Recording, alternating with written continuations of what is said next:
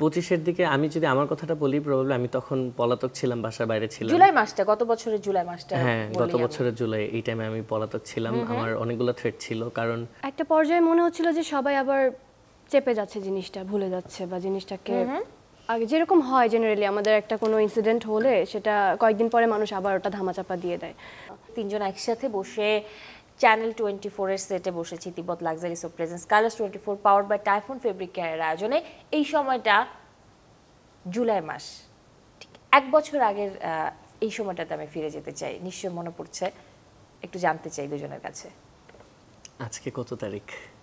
25 তারিখ। এই প্রোগ্রামটা দেখছে দর্শক বসে। আমাকে একটু মনে করা দিতে, আমি অনেক ভুলে যাই। 25 তারিখে ইন্টারনেট আসছিল, আবার ফিরে আসছিল, নাকি ইন্টারনেট ছিল না তখন? সম্ভবত, আপনার নিশ্চয়ই খেয়াল নেই। এই টাইমটা হয়তো নেট চলে গেছে বা আসতেছে প্রবাবলি।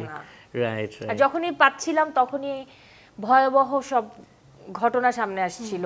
25-এর দিকে আমি যদি আমার কথাটা বলি, প্রবাবলি আমি তখন পলাতক ছিলাম, বাসার বাইরে ছিলাম। জুলাই মাসটা, গত বছরের জুলাই মাসটা। হ্যাঁ, গত বছরের জুলাই, এই টাইমে আমি পলাতক ছিলাম। আমার অনেকগুলো থ্রেট ছিল, কারণ সরকার খুব আর্লি স্টেজে আমাকে টার্গেট করছিল। কারণ হচ্ছে যে যেহেতু আমি ফেস গানের মাধ্যমে বা কোনো না কোনো মাধ্যমে আমাকে টার্গেট করে যদি সরকারের পক্ষে কোনো কথা বলানো যায়, এক্স যে সরকার ছিল তখন দেখা যেত অনেকেই হয়তো কথা বলতো, টার্গেট করছিল। কিন্তু আমি কখনোই মানে বেইমানি করতে আমি রাজি না। আমি কোনো সময় এবং আমি যদি ভুল না করি সপ্তাহখানেকের বেশি সময় বাসা থেকে পালিয়ে থাকতে হয়েছিল। ইভেন আমরা 3 ভাই 3 জায়গায় ছিলাম, কারণ কোন এক ভাইকে ধরে মেরে ফেলার জন্য 4 ভাই আলাদা না হয়ে যায়। কারণ সরকার, তখনকার যে সরকার ছিল, মানে দে ওয়ার সো পাওয়ারফুল, কোনো জায়গায় কোনো এসকেপ ছিল না, মানে যেখানে পাইতো সেখানেই। এবং তখন তো আইন আদালত বিচার ব্যবস্থা সবকিছু তাদের হাতের মানে কুক্ষিগত ছিল।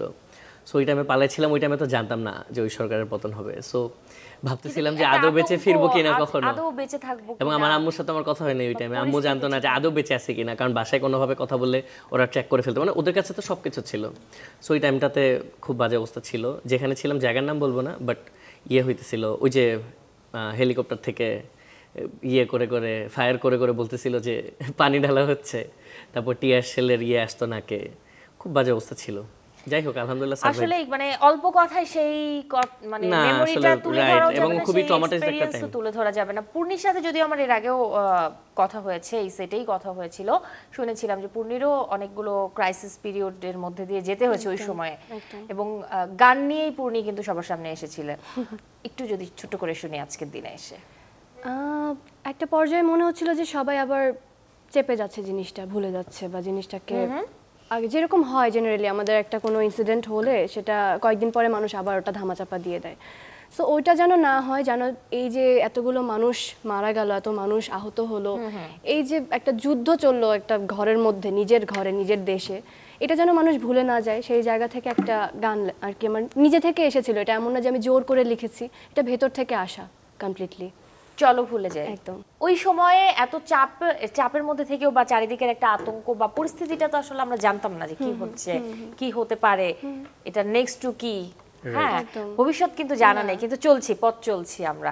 ওই সময়টাতে তোমরা দুজনেই কিন্তু দারুণ সাহসিকতা দেখিয়েছো, অন্যদের মতো আরো অনেকেই কিন্তু এই সাহসিকতাটা বলতে গেলে আসলে আপু আমাদের ওইটারে মানে এত মানুষ মারা গেল, এত মানুষ আহত, এটা সেটা মানে ওই তুলনায় আমরা আসলে তেমন কিছুই না। মানে মেইনলি যারা হচ্ছে রাস্তাঘাটে পুলিশের গুলির সামনে ছিল বা যারা অ্যাকচুয়াল ফাইটটা করছে, মানে তাদের কাছে আমি বা পূর্ণি আমরা তেমন কিছুই না। মানে এখানে তাদের হচ্ছে all credit goes to them. এই যে বাড়ি থেকে পালিয়ে যাওয়া, পালিয়ে যাওয়া না, পালিয়ে থাকতে বাধ্য হয়েছিল তাশরিফ, তাই না? এরপরে কিন্তু আমরা আবার একটা সময় পরে দেখেছি যে তাশরিফের বিরুদ্ধেই আবার কথা আসছে।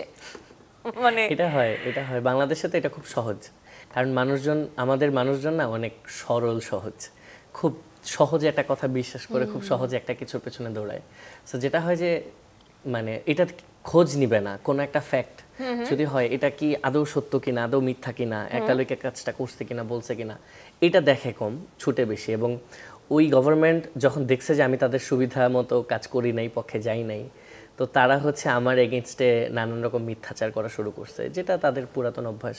হয়তো আগে অন্য কোনো পার্টির এগেনস্টে করতো এদের। মানে একটা ব্যাপার কি, আমাদের একটা খুব মাইন্ডসেট একটা সমস্যা আছে, এটা হচ্ছে যে আমার কথা কেউ যদি না শুনে তখনই আমি মনে করি আমার শত্রু। এইভাবে করে দেখা শুরু করে। সো যখন আমি ওদের কথা শুনি নাই, তার মানে ওরা ধরে নিচ্ছে আমি ওদের শত্রু, আমাকে এখন কোনোভাবে ডিফেম করতে হবে এনি হাউ, বা কোনো একটা ক্ষতি করতে হবে। এই জন্য ওরা ট্রাই করছে এবং কিছুটা সফল তো তারা হয়েছে তখন, যেহেতু মানুষকে ডিভাইড করতে পারছে। আর মানুষও তো মেন্টালি অনেক ইয়ে ছিল না, এখন কি সেই শত্রু থেকে ফেরত আসা হয়েছে? না, অবশ্যই অবশ্যই, কারণ আমি আমার জায়গায় সবসময় অনেস্ট থাকি। সো নিশ্চয়ই এগুলো নিশ্চয়ই কোনো পক্ষের হয়ে কাজ করে না, এটা আসলে দেশকে ভালোবেসে সেটাই, মানে এগিয়ে যাওয়া, আমি তাই যদি না? কোনো পক্ষে থাকি, দেশের পক্ষে, যদি বিপক্ষে থাকি তাহলে অন্যায়ের বিপক্ষে। ইন্ডিভিজুয়াল কোনো মানুষ আমার শত্রু না। শিল্পীর আসলে কোনো দল হয় পূর্ণিরও না। কি একই রকম পরিস্থিতির একদমই। শিকার হতে হয়েছিল কি আন্দোলন পরবর্তী? আন্দোলন পরবর্তী না, সত্যি কথা বলতে না। আমি যতখানি মানে সে হয়েছে বা আরো অন্য যারা কথা বলেছেন হয়েছে, তার থেকে আমার কমই ছিল। আমার মনে হয় যে আমার গানে আমি এমন কিছু লিখিনি যেটা মিথ্যা ছিল বা মানুষ এটাকে অস্বীকার করবে, এরকম কোনো কিছু ছিল। সো এটা টোটালটা একটা মানুষের আবেগ দিয়ে গঠিত একটা গান, যেটা বাংলাদেশের প্রত্যেকটা মানুষ আসলে রিলেট করতে পেরেছে। সো ওই জন্য হয়তো আমি নিজে ওই রিস্কটা ফিল করিনি বা চাইনি যে এই রিস্কটা আসুক। আমি দেখতেই চাইনি কমেন্টস অ্যান্ড এভরিথিং। আমি কয়েকদিন ফোনই তুলিনি।